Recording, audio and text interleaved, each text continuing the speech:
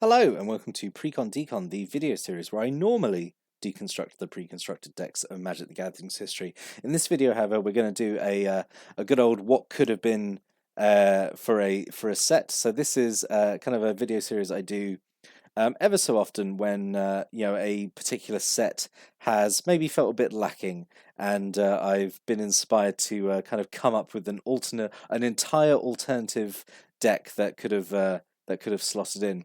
In this case, though, although some of the Morningtide's decks I've looked at, basically shamanism, was incredibly disappointing. What I thought was weird with Morningtide, so Lorwyn had 5 decks, but Morningtide went straight back down to 4, and I just thought, oh, that's a bit weird. Why didn't they have a 5th one? And also, there was one particular tribe that didn't get representation.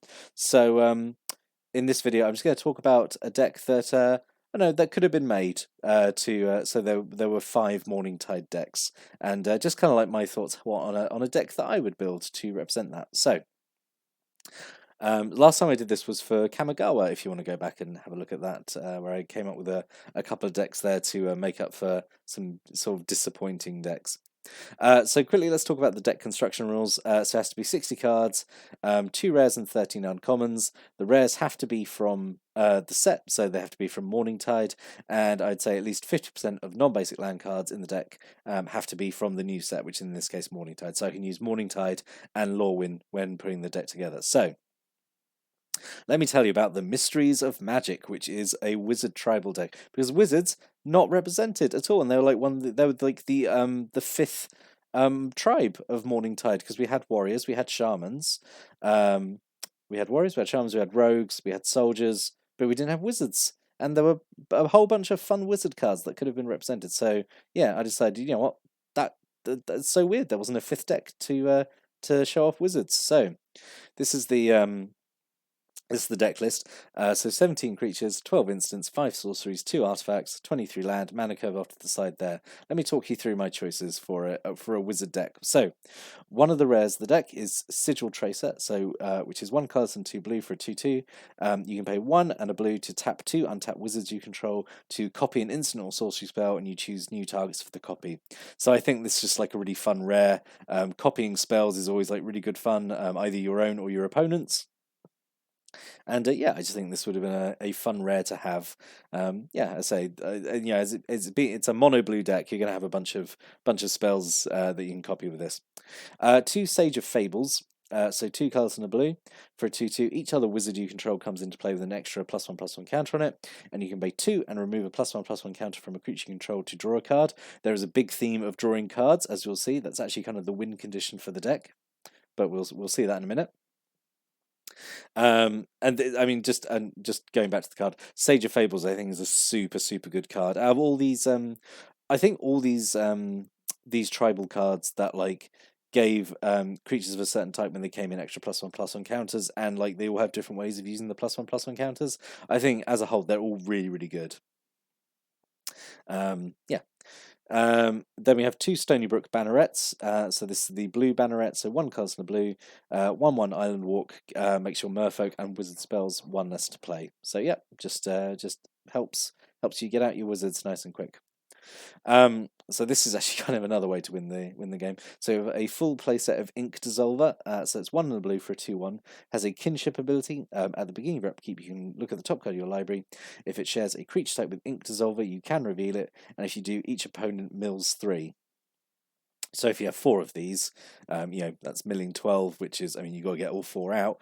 But yeah, pretty much every card in the deck will trigger its kinship ability. So yeah, you could potentially mill out your opponent, which is potentially a bit mean, but whatever, it is what it is. A single inspired sprite, so 3 and a blue for a 2/2 with flash and flying. Whenever you play a wizard spell, you can untap inspired sprite, and it has a loot ability where you tap to draw and then discard a card. So yeah, this is pretty fun. Helps plays into the draw a card theme, which the deck sort of has. We have 2 Waterspat Weavers, so 3 and 2 blue for a 3/3. Has a kinship ability, and its kinship ability is to give all your creatures flying until end turn, which is pretty good. Makes all your creatures evasive if you kind of want to swing in the air, and yeah, I think that's just a fun effect to have. Single Fallow Sage, 3 and a blue for a 2/2. When it becomes tapped, you draw a card, so that's when it attacks, or, I don't think there's any other effects that care about tapping. Oh, no, Sigil Tracer lets you tap wizards down for its effect, so yep, there we go. 2 Stony Brook Anglers, 1 and a blue for a 1/2. You can pay 1 and a blue to tap it, and to tap or untap target creature. Yep. Just kind of stops opponents' creatures attacking, or gets blockers out of the way, or yep, perfectly fine. Or you get an extra use out of one of your things. Yep. And then 2 turtle shell changelings. So this is kind of like here as a kind of a defensive creature to kind of fill the gap a little bit. So 3 and a blue for a 1/4. It's a changeling, so it counts every creature type, so it benefits from all like your wizard effects. And you can pay 1 and a blue to switch its power and toughness to end of turn, like if you need to swing with it and turn it into a 4/1, I guess. But let's talk about the non-creature spells. So this kind of page here represents like kind of the win condition for the deck. So the other area of the deck is Mind Spring, so which is X and 2 blue, where you just draw X cards. So I would say what you need to. This always feels fairly costed, honestly, to me. So because if you let's say you spend 3 on X, so 5 mana. 5 mana to draw 3 cards is okay, Actually, I would say that's a little overpaying. Yeah, I'm not sure at what point X, you get a good deal for this. But also, honestly, this is like basically one of the only blue rares in Morningtide, because it's a small set which fit in this deck. So my choices were honestly kind of limited. 2 Distant Melody. You're actually probably going to draw more from Distant Melody than Mind Spring. But it's 3 and a blue. You choose a creature type. You draw a card for every permanent you control that type. So you choose Wizards, draw a bunch of cards. Research the Deep is 1 and a blue. You draw a card. You clash on the opponent. If you win, you get Research the Deep back to owner's hand. So you can cast it again. So this is the win condition, I suppose, is 2 copies of Diviner's Wand. 2 sets, that'd be insane. Yeah, we're gonna have 8 cards, eight Diviner's Wands in the deck. So Diviner's Wand is 3 for a wizard equipment. Equipped creature has, whenever you draw a card, it gets +1/+1 and gains flying turn, and it has 4 draw a card. And when a wizard creature comes into play, you attach Diviner's Wand to it. So yeah, this is kind of like the win condition. You equip this onto a wizard, you use Distant Melody and a bunch of your other effects to draw a bunch of cards, and then swing in the air with a massive creature. That's kind of like the intended win condition for the deck. And to help back that up, we've got like some other spells that care about wizards. So a Sage's Dowsing, which is 2 and a blue, which counts as a spell unless its controller pays 3, and if you control a wizard, draw a card. 2 Stream of Unconsciousness, which is a single blue to give a creature -4/-0 to end of turn. If you control a wizard, draw a card. And just in case you're not finding the Diviner's Wand and you need sort of a bit of extra oomph, we've got 3 Wings of Velisvale, which is 1 and a blue. It's an instant to make target creature base power and toughness 4/4 until end of turn, and give it all creature types and give it flying until end of turn. So you can swing in the air with like at the very least like a 4/4.